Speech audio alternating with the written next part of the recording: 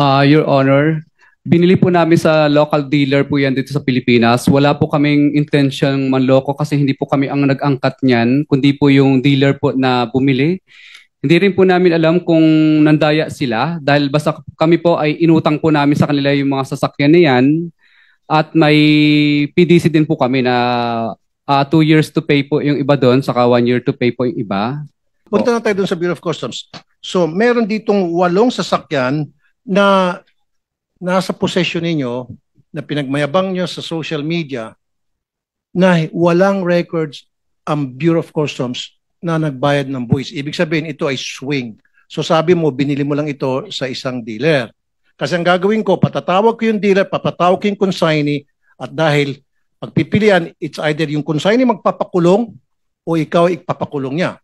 Kasi imposible, these are very expensive cars we're talking about.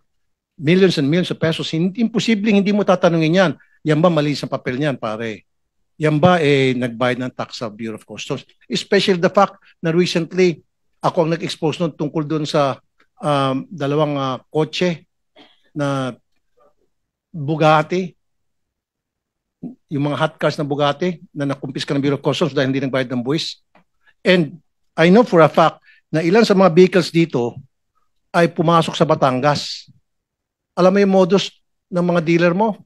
Papalabasin sa container, kunyari Toyota Tundra, pero ang sa loob ng container, yun yung Rolls Royce na may payong.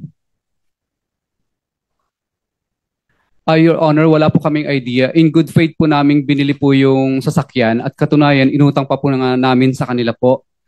Wala po kaming idea, basta binigyan lang po nila kami ng dokumento na kompleto po, yung may certificate of payment din po. Basta naparegister at sila na rin po ang tumulong sa amin para iparegister po sa LTO yung mga sasakyan po. Wala po kaming alam kung paano po mag-import.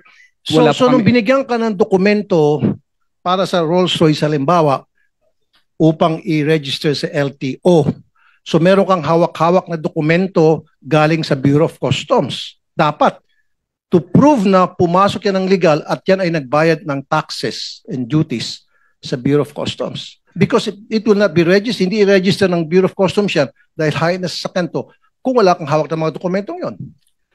Yes po, Your Honor, kaya